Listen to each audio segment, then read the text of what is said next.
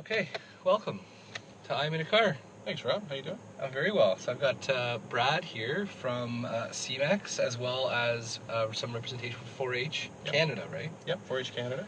Cool. Thanks for doing the show. It's going to be fun. Awesome. So to start off with, we do a little kind of story behind the scenes, or what you've been up to, what you're doing these days, kind of where you come from, and kind of quick little story of Brad. So if you want to give people a little, the quick context. The quick little story of Brad is grew up on a family farm outside of Brantford, Ontario, and actually graduated from the University of Guelph.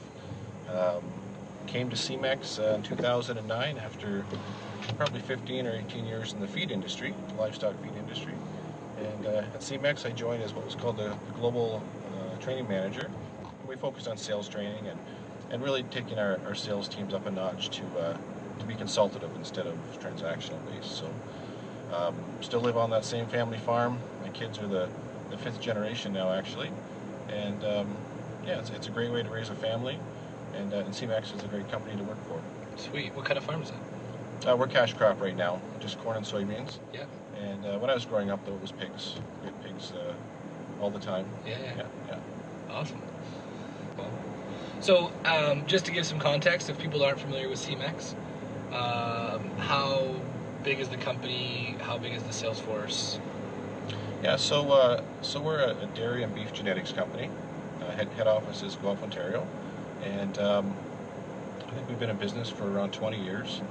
The company in Canada has around 1,800 employees. Sorry, globally about 1,800 employees. Right. 250 or 260 in Canada, and we do business in about 110 countries or so. And we're of the. You might have heard of us from a product called Immunity Plus, which came right out of the University of Guelph, and we're known for having being able to have bulls that people can buy the semen from that have high immune response genetics. And one of the great things about it is we're the only company in the world that can offer that. So it's a neat point of differentiation for our people as well. So at LeadTree, one of our core values is leadership, and the sentence to that is do what you say you're going to do when you say you're going to do it. And people have asked me in the past, why did people start working with you, or why do people work with your company? And it's kind of crazy because most of the time my answer is because we do what we say we're going to do, and we say we're going to do it. And actually, when we polled our clients for the first time, 7, 8 years ago, that was the number one response, was that they could trust us and that we followed through on the promises we made. But I feel like because it's so kind of obvious, in quotes, people don't focus on it. So what made you guys drive towards that idea and really start to focus on it? Well, I think, we talk about accountability a lot and making sure that our people are accountable. And, one of the things we've learned is that as you drill down, everybody has a different definition of accountability. And so we wanted to make sure that when we talk to our clients that, not only are we meeting and exceeding their needs, but, anticipating and making sure that, when they ask for something, we're following up. And it's a culture thing, right? The organization has to be able to support it all the way through, from that employee who touches the client, or maybe there's multiple people that touch the client, and through management to make sure that all of those things are being met. And it starts with doing what you say you're going to do. Yep. And leading by example. As leaders and managers in the company, we have to lead by example to make sure that we're modeling the behaviors that we want in the organization.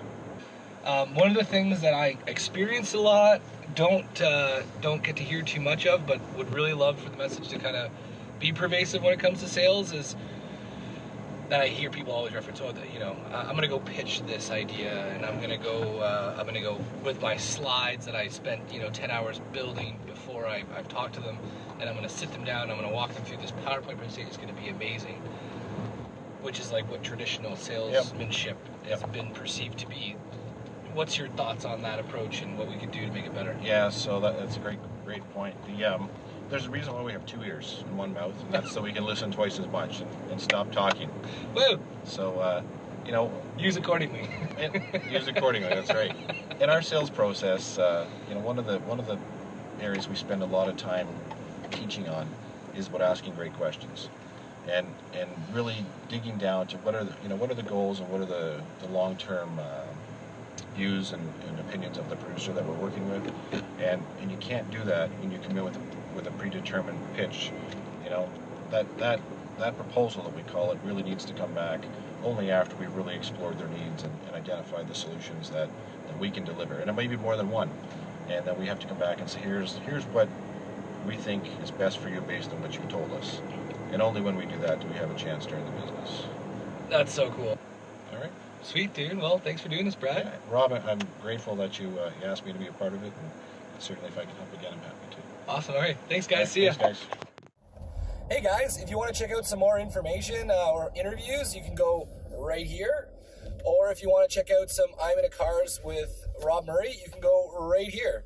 So I hope you enjoy it. Leave your comments below and share away. Thanks, guys.